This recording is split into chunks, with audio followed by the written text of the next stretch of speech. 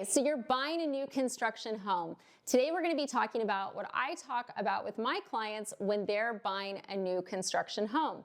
So for anyone new to the channel, I'm licensed in 48 states, and when I'm talking about new construction, I'm talking about working with a builder who the builder owns the land, they're going to build the house, and then your loan's going to close. I'm not talking about construction loans, okay? So the first thing I always tell people when they're like, I want new construction, I'm like, great. The first thing you need to do is Google the builders you're looking at and the word lawsuit. Yeah, look it up. It's very interesting. You know, I think I said in a prior video, I spend a lot of time on Reddit, probably too much. But what I'll see someone that's showing a builder nightmare. And they're like, look at this, there's mold, there's this, there's that. Then you go on a different channel and someone's like, hey, has anyone ever heard about this builder? It's the same one. And you're like, wow, like a quick Google search literally will show you guys everything you need to see to make an educated decision. Now, to be fair, the biggest builders in the country, do most of them have lawsuits? Yeah, they budget for it. They budget for the lawsuits. So if you're looking at a bigger builder, what I've seen is that it's really market by market.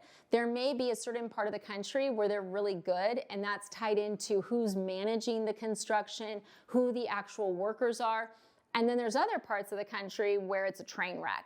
And I think once again, that goes down to who the workers are and who's managing them.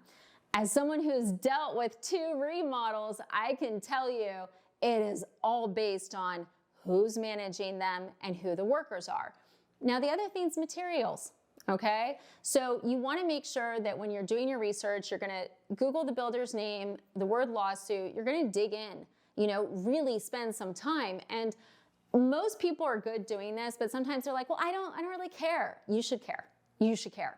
Because some of the stuff you'll see, you'll be like, hell no, not doing it, not doing it. And I'll talk to specific real estate agents where they're like, yeah, I won't even show that builder. Nope, I don't want the problems down the line, because they know that it's put together like crap. I hate to say that, but it's true. There's some new construction because people assume it's new, it's beautiful, it's going to be better than something someone else already has lived in. No, guys, it could be put together really, really poorly. You know, sloppy construction is a real issue across the United States. So you really want to be making sure you're paying attention.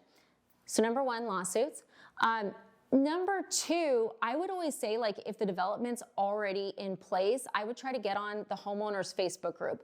There's always like a local Facebook group or something. I would be trying to get all the dirt, you know, and sometimes you'll go on there and everyone's happy and there's barbecues and you're like, I can't wait to move here.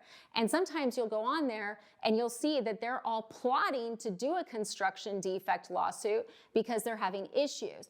Or they'll be saying, oh yeah, they haven't gotten back to me about the warranty. That's the other thing. People are like, oh, but it has a warranty. Guys, a warranty is only good if someone actually honors it. And when you start digging into a lot of this, like spend some time on Reddit, you'll see that sometimes certain builders try to sweat people out. And what that means is they try to push it past the timeline, or they just don't respond at all. Yeah, it's like a real thing. So I think that if you're doing new construction, it can be a great experience. But I do think you need to go into it doing your research. And a lot of people buy new construction without ever doing a home inspection, which I understand why, because everyone's like, well, it's new, it's in perfect. No, it's not. It's not. Guys, and that's the thing. So if I was personally buying new construction, I would have a home inspector go out there before I closed 100%. And if they wouldn't allow a home inspector in, no way would I buy that place. In a zillion years, what are they trying to hide? Why are they scared of a home inspector? If everything's going to be new and perfect, they should be fine with me choosing a home inspector to look at the property, okay? Period. Make sure if you're negotiating up front that you're saying, hey, I'm going to want a home inspection. I'm going to want to pick the home inspector. I want this in the contract. Because I went down an Instagram rabbit hole recently. I'm on social media a lot, guys. I'm here for you. I'm researching.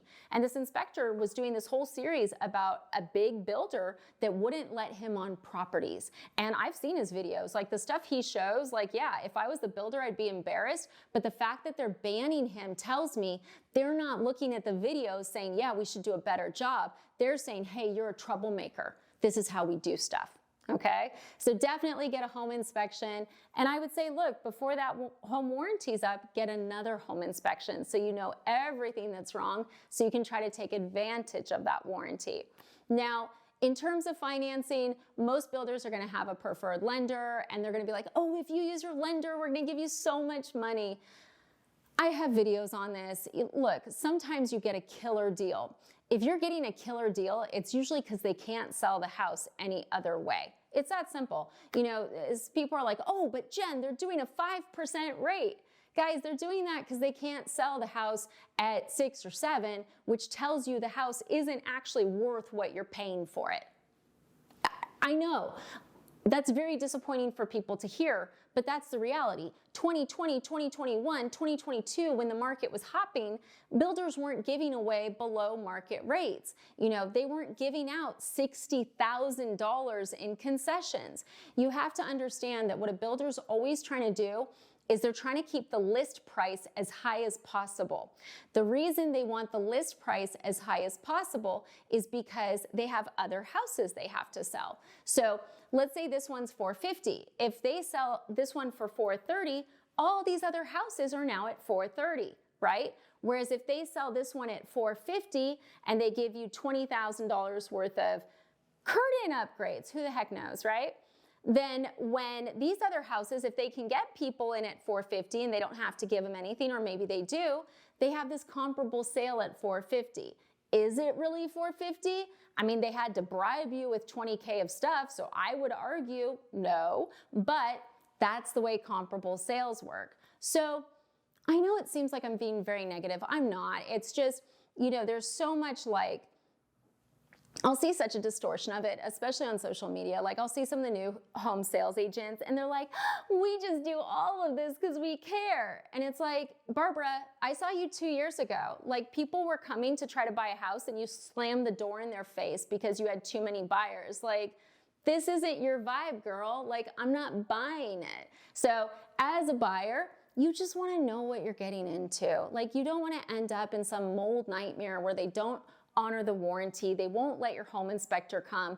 You know, Barbara said she's going to give you $20K towards all these different things, but now you just found out it's for a shower curtain that Barbara picked up at Walmart on her way to work. So you really want to be proactive with all of this. So, you know, the builder's lender, we're always happy to look at their loan estimates for you guys and tell you like, yeah, that's great, or yeah, you can do better. You know, there is a lot of gamemanship with that. So look, I am here to help you guys. That is the stuff that I would suggest over what I've seen the last few years.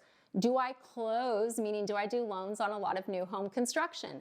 Absolutely. Yes, I do. But I also am making sure that my buyers have their eyes wide open, because the last thing I ever want is someone to get into a house and be miserable. I've done that. You know, I've bought that property that was a disaster. It's horrible. So I hope this video has been helpful. Do some of that research, and if it all comes back good, you can be confident in what you're buying. And if it doesn't, well, you may have saved yourself a headache. Thanks for watching.